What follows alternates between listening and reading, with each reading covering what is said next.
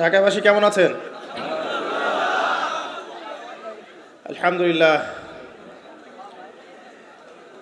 ঢাকাবাসীর তো সামনে বিপদ, ভালো থাকেন কিভাবে? বিশ্বাস হচ্ছে না? ঢাকাবাসীর সামনে বিপদ।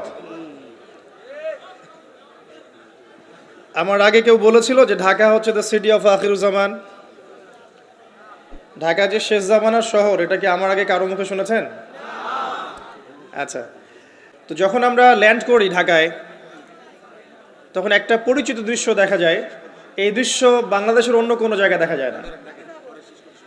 সেটা হলো বাক্সে বাক্সে বন্দি জীবন।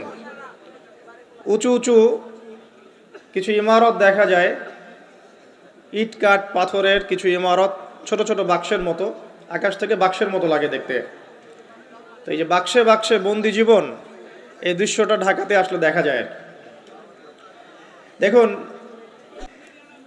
যখন আমরা ল্যান্ড করি তখন কি দেখি হাইলি কনস্ট্রাক্টেড বিল্ডিংস। ঢাকায় আমরা দেখি হাইলি কনস্ট্রাক্টেড বিল্ডিংস।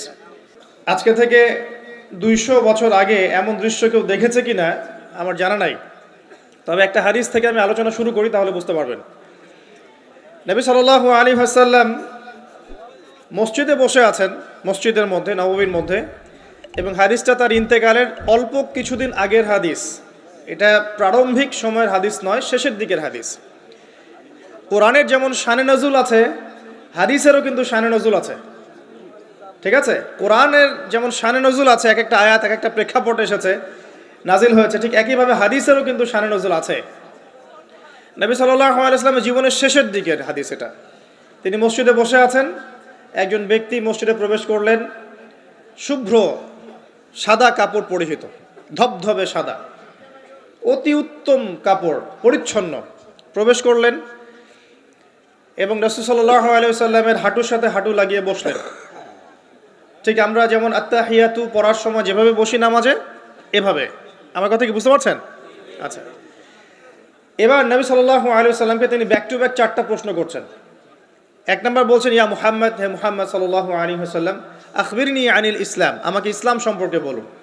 নবীজি বললেন, ইসলাম হচ্ছে কালিমা, আল্লাহ এক সাক্ষ্য দেয়া, নবী মুহাম্মদ সাল্লাল্লাহু আলাইহি ওয়াসাল্লামকে সর্বশেষ রাসূল সাক্ষ্য দেয়া, সালাত কায়েম করা, যাকাত দেয়া, রমাদান মাসে সওম রাখা এবং সামর্থ্য হলে হজ করা, এই হলো ইসলাম।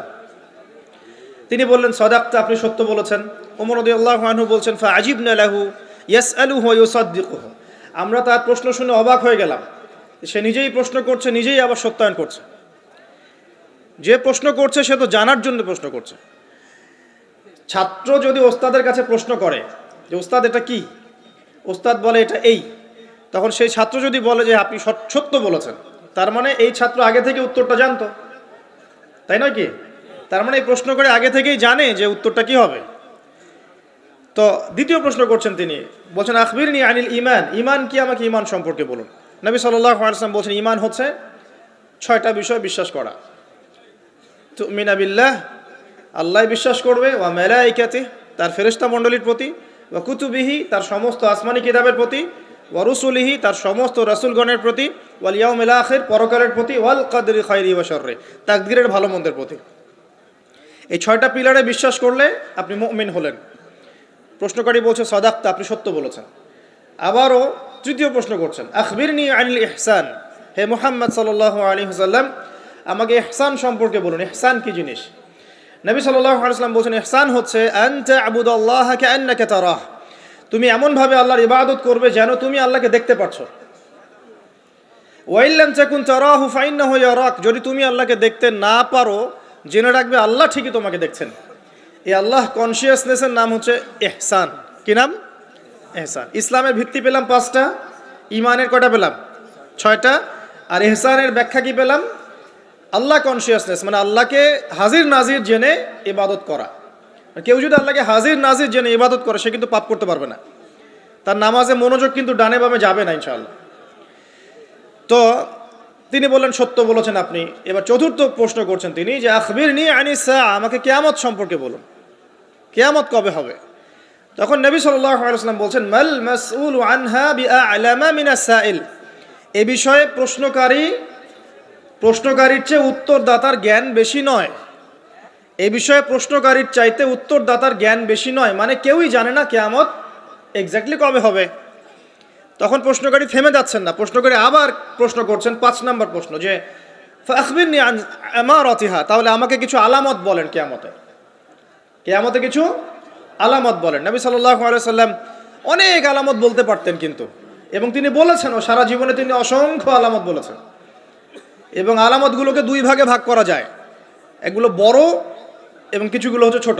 যদিও বা সবগুলোই আলামত, তবে এটা হচ্ছে ফিকহের বিষয়, উসুলের বিষয়ের মধ্যে আমরা নিয়ে আসতে পারি যে বড় ছোট ভাগ করা যাচ্ছে, আলেম ওলামারা ভাগ করছেন। যাই হোক, 10টা বড় বড় আলামতের কথা বলা হয়েছে। এই 10টা না আসা পর্যন্ত কিয়ামত হবে না।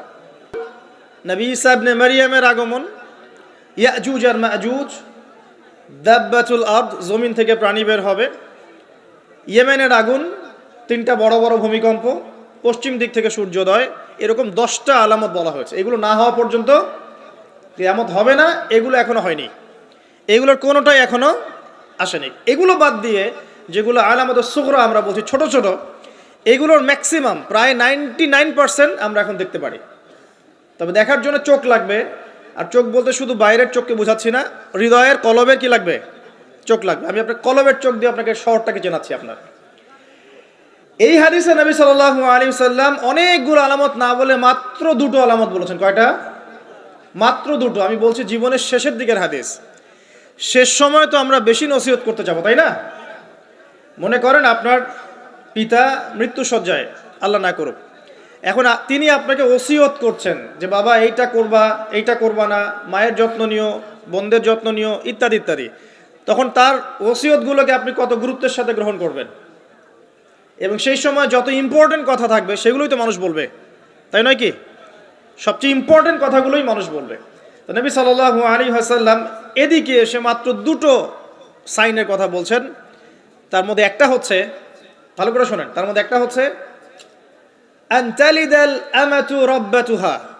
যখন তুমি দেখবে, প্রশ্নকারীকে বলছে, যখন তুমি দেখবে যে দাসী তার মনিবকে জন্ম দিচ্ছে, দাসী তার মনিবকে জন্ম দিচ্ছে, মানে দাসী কিভাবে মনিবকে জন্ম দিতে পারে?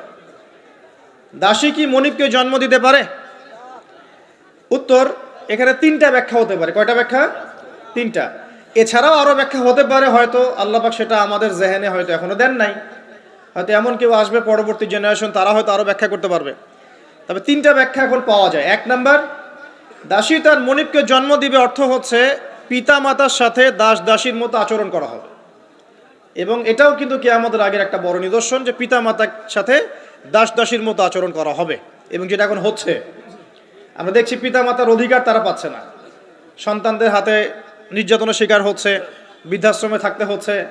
সারা জীবন যে সন্তানকে বড় করলো, আজকে সেই সন্তান তার ওই যে কাফনের টাকা পর্যন্ত দিতে যাচ্ছে না, মারা গেছে লাশটা পর্যন্ত নিতে আসে না, এমন হচ্ছে না?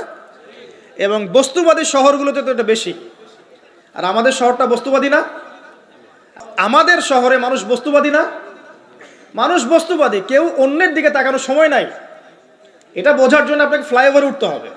ফ্লাইওভার উঠে দাঁড়িয়ে থাকেন, দেখেন মানুষ ছুটছে নিজের চরকায় তেল দেওয়ার জন্য, কারো দিকে তাকানোর সময় নাই। এই সকাল থেকে শুরু হয়, রাত একদম 3টা 4টা পর্যন্ত এটা চলছে, সারাদিন 24/7। উদ্দেশ্য কি? দুনিয়া। অল্প কিছু মানুষের বাইরে আছে যাদের উদ্দেশ্য আখেরাত, বেশিরভাগের উদ্দেশ্য কি? দুনিয়া। বাড়ি, গাড়ি, টাকা, জমি জমা, স্ট্যাটাস, দ্যাটস অল। মানে মানুষের এই কনসেপ্টটাকে বলা হয় মেটেরিয়ালিজম। কি বলে? মেটেরিয়ালিজম মানে বস্তুবাদিতা। কি বলে? কথা বলেন। বস্তুবাদিতা। মুমিনের চিন্তা থাকে পরকাল কেন্দ্রিক, যে কাজে পরকালের স্বার্থ আছে আমি সেই কাজ করব, যেই কাজে পরকালের স্বার্থ নয় আমি করব না, এটা মুমিনের চিন্তা। আর কাফের মুশরিক বেদিন ফাসেক মুনাফিকদের চিন্তা হচ্ছে যেখানে দুনিয়ার স্বার্থ ওখানে থাকবো, দুনিয়ার স্বার্থ নাই থাকবো না। এই যে দুনিয়ার স্বার্থে মানুষের সারাটা জীবন ক্ষয় করে দেয়া, এর নাম বস্তুবাদিতা, মেটেরিয়ালিজম বলে এটাকে। যাই হোক, আমাদের শহরের বেশিরভাগ মানুষ কি বস্তুবাদী না? এখন সবাই দেখবেন, আমি বুঝাচ্ছি, আমি যতটা পারছি সহজ করার চেষ্টা করছি। ম্যাক্সিমাম আমাদের শহরের মানুষ এখন বস্তুবাদী। সবার চিন্তা একটাই, দুনিয়া, দুনিয়া আর দুনিয়া। যেই দুনিয়া সম্পর্কে নবী সাল্লাল্লাহু আলাইহি ওয়াসাল্লাম বলেছেন, একটু শোনেন, যে মনে করেন এটা একটা মহাসাগর। নবী সাল্লাল্লাহু আলাইহি ওয়াসাল্লাম বলছেন এখানে একটা আঙ্গুল ঢুকিয়ে দাও, দিয়ে বের করো। এই আঙ্গুলে যতটুকু পানি আছে এটা দুনিয়া, আর এই পুরো মহাসাগরে যত পানি আছে এটা পরকাল।